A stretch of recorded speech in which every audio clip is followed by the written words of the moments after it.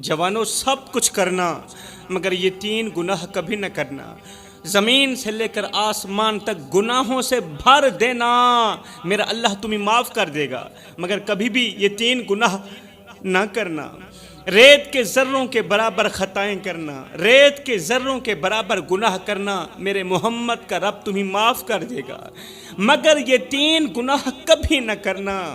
ان تین گناہوں سے ہمیشہ ہمیشہ بچنا، کیونکہ یہ وہ گناہ ہیں جنہیں اللہ تعالیٰ کبھی معاف نہیں کرے گا، کبھی بھی معاف نہیں کرے گا۔ جوانوں، یہ زندگی تمہیں ایک بار ملی ہے اور اس جوانی کا ہر لمحہ قیمتی ہے۔ دنیا کی رنگینیاں تمہیں اپنی طرف کھینچیں گی، دنیا کے میلے، دنیا کی لذتیں تمہیں اپنی طرف کھینچیں گی، تمہیں بہکانے کے لیے ہزاروں دروازے کھلیں گے اور تمہارے قدم لڑکھڑائیں گے، مگر یاد رکھنا ہر گناہ کی معافی ہے، ہر خطا کی معافی ہے، ہر لغزش پر رب کا دروازہ کھلا ہے، مگر کچھ گناہ ایسے ہیں جو رب کی رحمت کے دروازے ہمیشہ کے لیے بند کر دیتے ہیں۔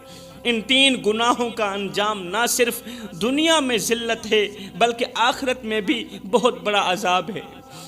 یہ بات تمہارے دل پر نقش ہو جانی چاہیے کہ رب بہت مہربان ہے مگر عدل کرنے والا بھی ہے۔ اللہ مہربان ہے، عدل کرنے والا بھی ہے، انصاف کرنے والا بھی ہے اور انصاف پسند بھی ہے۔ اس کی معافی وسیع ہے، مگر وہ ان تین گناہوں کو کبھی معاف نہیں کرے گا جن میں اس کی ناراضگی چھپی ہے۔ اللہ تعالیٰ جن تین گناہوں سے سخت نفرت کرتا ہے، یہ تین گناہ کبھی معاف نہیں کرے گا۔ اس کی عظمت کو چیلنج کیا گیا ہو جن گناہوں میں، یا اس کے بندوں پر ظلم کیا گیا ہو جن گناہوں میں، میرے محترم بھائیوں، یہ مت سمجھنا کہ وقت ہمیشہ تمہارے ساتھ رہے گا، یہ مت سمجھنا کہ جوانی ہمیشہ باقی رہے گی، اور یہ ہرگز گمان مت کرنا کہ موت تم سے دور ہے۔ ارے موت بہت قریب ہے اور عذاب تو اس سے زیادہ قریب ہے۔ اللہ کا عذاب موت سے کہیں زیادہ قریب ہے۔ یاد رکھنا، جس نے ان تین گناہوں کو ہنسی مذاق سمجھا وہ ہنستے ہنستے قبر میں اتارا گیا، مگر اس کی روح چیختی رہی، تڑپتی رہی۔ کوئی سننے والا نہ تھا، کوئی اس کی پکار سننے والا نہ تھا۔ قبر تنگ ہو گئی، کیڑے جسم کو کھاتے رہے اور فرشتے نے ایک لمحے سکون نہ لینے دیا۔ اس وقت صرف ایک سوال گونج رہا تھا، کیا یہی زندگی تھی جس پر تم اترا رہے تھے؟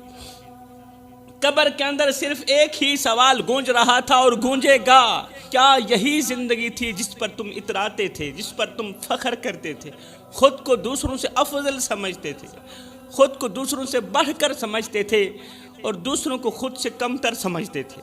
ایسا نہ ہو کہ تم رات کو سونے جاؤ اور صبح تمہاری لاش اٹھے، ایسا نہ ہو کہ تم گناہوں میں ڈوبے رہو اور اچانک موت آ جائے اور توبہ کا ایک لفظ بھی نہ کہہ سکو، کہیں ایسا نہ ہو، کیونکہ موت جب آتی ہے تو دستک دے کر نہیں آتی۔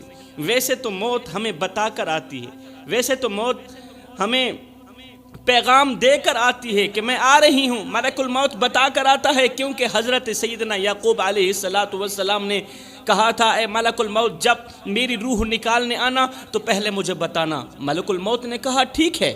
ملک الموت جو روح نکالتا ہے، بندوں کو مارنے والا فرشتہ، کہنے لگا ٹھیک ہے، آپ کا حکم سر آنکھوں پر، جب آؤں گا آپ کی روح نکالنے آپ کو بتا کر آؤں گا۔ ایک دن اللہ کا کرنا ایسا ہوا، اچانک ملک الموت آ گیا۔ کیسے آنا ہوا؟ جناب کی روح نکالنے آئے ہوں۔ اچھا مجھے مارنے آئے ہو؟ میں نے نہیں کہا تھا جب میری روح نکالنے آنا تو پہلے مجھے بتانا۔ تو ملک الموت نے کہا حضرت ایک بار نہیں، دو بار نہیں، 7 مرتبہ بتا چکا ہوں کہ میں آپ کے پاس آ رہا ہوں۔ حضرت یعقوب علیہ السلام نے فرمایا وہ کس طرح؟ ملک الموت نے کہا حضرت آپ کے محلے میں فلاں بچے کی روح نکالی تھی، فلاں بوڑھی عورت کو مارا تھا، فلاں بوڑھے شخص کا آپ نے خود ہی جنازہ پڑھایا تھا، حضرت آپ کی داڑھی سفید ہو گئی تھی، حضرت آپ کمزور ہو گئے تھے، ہاتھ کانپنے لگے کیونکہ کمزوری چھا گئی تھی، حضرت یہی تو میرے پیغام تھے، یہی تو میرے قاصد تھے کہ میں آپ کے پاس آ رہا ہوں حضرت۔ آپ کے محلے میں جب میں نے فلاں بوڑھے کی روح نکالی تھی، فلاں نوجوان اور بچے کی روح نکالی تھی، میں صرف ان کی روح نکالنے نہیں آیا تھا، میں یہ بھی بتانے آیا تھا کہ آج ان کی باری ہے، کل آپ بھی تیار ہو جائیں۔ تو میرے بھائیو، ایسا نہ ہو کہ تم گناہوں میں ڈوبے رہو اور اچانک موت کا فرشتہ آ جائے اور توبہ کا ایک لفظ بھی نہ کہہ سکو، توبہ کا دروازہ پھر ہمیشہ کے لیے بند ہو جائے۔ اور اگر تم ان 3 گناہوں میں سے کسی ایک گناہ میں بھی پھنس گئے تو سن لو میرے بھائیو، پھر نہ تمہارے آنسو کام آئیں گے، نہ دعائیں کام آئیں گی، نہ قرآن کام آئے گا، نہ کفن کام آئے گا۔ وہ رب جو ماں سے 70 گناہ زیادہ محبت کرتا ہے، وہ بھی ان 3 گناہوں پر اپنی رحمت روک لیتا ہے۔ اتنا بڑا رب، اتنی بڑی رحمت کرنے والا رب، لیکن جب ان 3 گناہوں کا نام آتا ہے نا، اپنی رحمت روک لیتا ہے، وہ بھی معافی کا دروازہ بند کر دیتا ہے۔ اب بتاؤں گا کہ وہ 3 گناہ کون سے ہیں، فیصلہ کر لو۔ جوانی ہے، طاقت ہے، ہمت ہے۔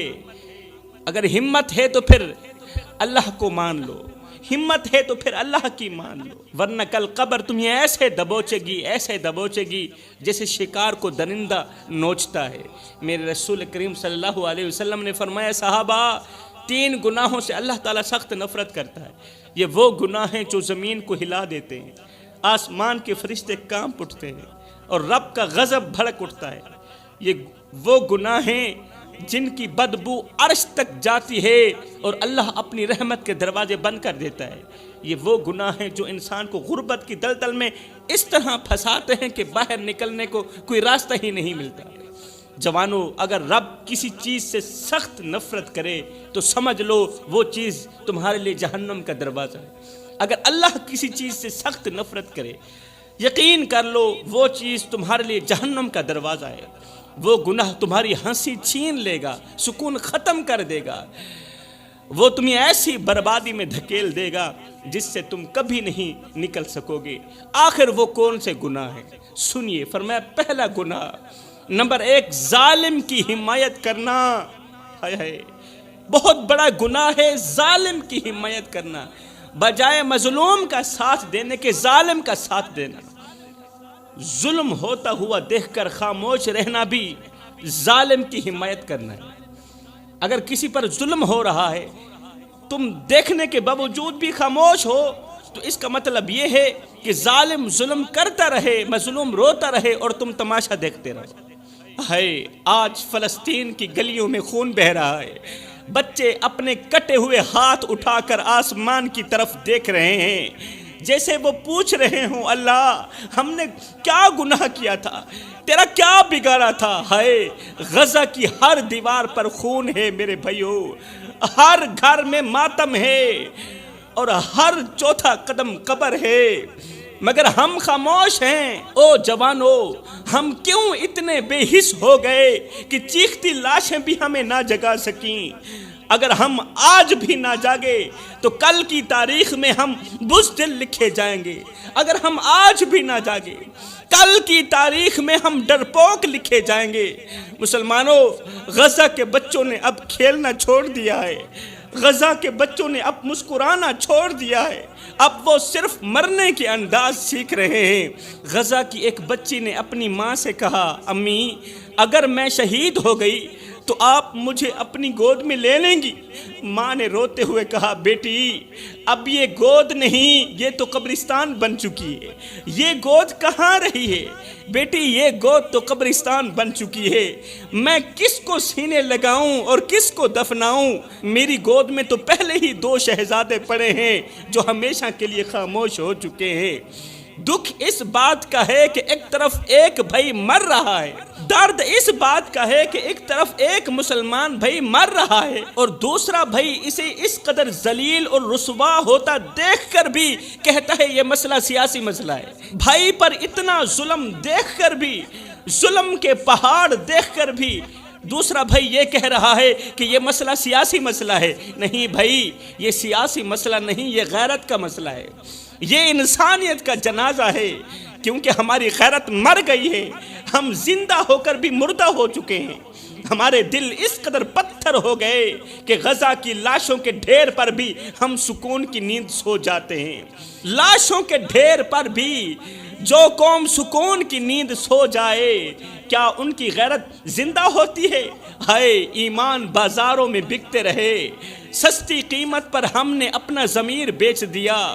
غزہ کے معصوم بچوں کے ٹکڑوں کو دیکھ کر بھی ہمارے دل نہ روئے، غزہ کے معصوم چہرے دیکھ کر بھی ہمارے دل نہ تڑپے، نہ آنکھ نم ہوئی، نہ قدم لرزے۔ فلسطین کی مائیں اپنی گود خالی ہونے پر چیختی رہیں، بچوں کی لاشیں دیکھ کر چیختی رہیں، اور ہم اپنی مصروفیات میں اس قدر غرق ہو گئے کہ غزہ والوں کا حال پوچھنا بھی یاد نہ کیا۔ فرمایا سب کچھ کرنا، ظالم کا ساتھ مت دینا، مظلوم پر ظلم ہوتے ہوئے دیکھ کر خاموش مت ہونا۔ یہ اس بات کی علامت ہوگی، یہ اس بات کی علامت ہوگی کہ تم نے مظلوم کا ساتھ نہیں دیا، ظالم کی حمایت کی ہے۔ اگر تم لوگ خاموش رہے تو فرمایا سب کچھ کرنا، یہ ایک گناہ کبھی نہ کرنا۔ دوسرا گناہ، والدین کو دکھ مت دینا۔ والدین کو دکھ دینا، درد دینا، یہ بہت بڑا گناہ ہے۔ والدین کی قربانیوں کو فراموش کر دینا، یہ بہت بڑا گناہ ہے۔ یہ وہ گناہ ہے جس کی وجہ سے اللہ تعالیٰ بندے سے سخت نفرت کرتا ہے۔ جس نے ماں باپ کے سینے پر وار کیا، جس نے ماں باپ کے سینے پر وار کیا، وہ کبھی زندگی کی جنگ نہیں جیت سکا۔ اے نادان انسان، جس ماں نے 9 مہینے تجھے اپنے پیٹ میں اٹھایا، دن رات بے چینی میں گزاری، آج تو اسی کی باتوں پر چلاتا ہے۔ وہ باپ جس نے تیرے نام پر اپنی جوانی قربان کر دی، آج تو اس باپ کے آگے چلاتا ہے، اس باپ کی باتیں تجھے اچھی نہیں لگتی۔ یاد رکھ، جس نے ماں کی ممتا کو ٹھکرا دیا، اس کی قسمت خود اس پر لعنت بھیجتی ہے۔ جس نے باپ کی قربانیوں کو فراموش کر دیا، اس کی قسمت خود اس پر لعنت بھیجتی رہی۔ جس باپ نے دھوپ میں جل کر تیرے لیے سائے کا انتظام کیا، وہی باپ آج تیرے لفظوں سے جھلس رہا ہے۔ تیرے لفظ اس باپ کو تڑپا کے رکھ دیتے ہیں۔ جس طرح ماں کی ایک دعا تجھے آسمان تک پہنچا سکتی ہے نا، اسی طرح ماں کا ایک آنسو تجھے زمین کے اندر دفن بھی کر سکتا ہے، زمین کے اندر دھنسا بھی سکتا ہے۔ ماں کی آنکھ سے نکلا پانی رب کے قہر کو دعوت دیتا ہے میرے بھائیو۔ اس لیے کبھی بھی اپنے والدین کو دکھ مت دینا۔ کتنے جوان راتوں کو ہنستے ہنستے سوئے مگر صبح قبروں میں پڑے تھے۔ اللہ کے نبی نے فرمایا، جس نے ماں باپ کو رلایا، قیامت کے دن وہ نہ اللہ کو دیکھے گا اور نہ ہی اس کے رسول کو دیکھے گا۔ جس پر رب کی نظر نہ ہو، اس کا وجود دنیا میں صرف ایک لعنت بن جاتا ہے۔ جی ہاں، جس پر رب کی نظر نہ ہو، جس اولاد نے والدین کی شان کو نہ پہچانا، ان کے سائے کو بوجھ سمجھا، والدین کے ہاتھوں کی جھریوں کو نظر انداز کیا، وہ دنیا میں کبھی سرخرو نہ ہو سکی، بالکل نہیں ہو سکتی۔ کیونکہ ماں باپ کی عزت وہ تاج ہے جسے پہن کر ہی انسان لوگوں میں سر اٹھا کر جیتا ہے، اور جو اولاد وہ تاج اپنے ہاتھوں سے اتار کر پھینک دیتی ہے، ماں باپ کی عزت کا تاج، والدین کی خدمت کا تاج جو اولاد اپنے ہاتھوں سے اتار کر زمین میں پھینک دیتی ہے نا، پھر معاشرہ ایسی اولاد کے سر پر جوتے رکھ دیتا ہے۔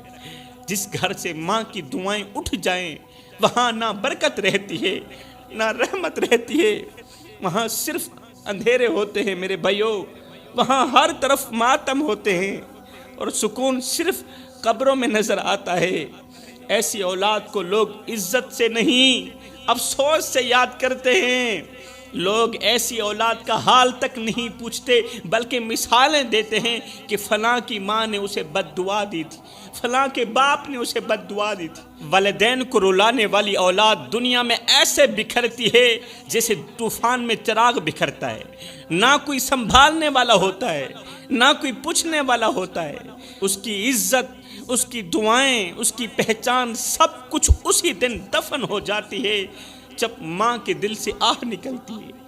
پھر لوگ ایسی اولاد کو چھوڑ دیتے ہیں، رشتے بھاگ جاتے ہیں، اور وقت اسے آئینہ دکھاتا ہے کہ جو تو نے ماں باپ کے ساتھ کیا وہ اب تیرے ساتھ ہو رہا ہے، اب دنیا وہی تیرے ساتھ کر رہی ہے۔ تو فرمایا سب کچھ کرنا، والدین کو دکھ مت دینا، والدین کو درد مت دینا، خصوصاً بوڑھے باپ کی عزت والی پگڑی کسی کمینے کی پاؤں تلے نہ رونگنا۔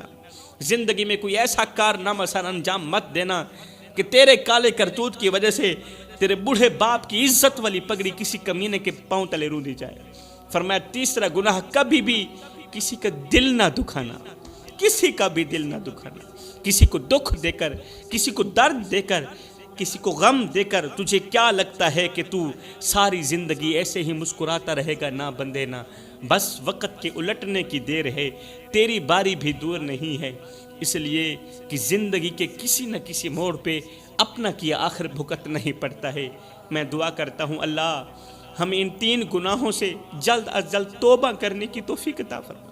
اللہ ہم سب بھائیوں کو وہ نیک کام کرا دے جس پر تو بھی راضی ہو جائے، تیرا محبوب بھی راضی ہو جائے۔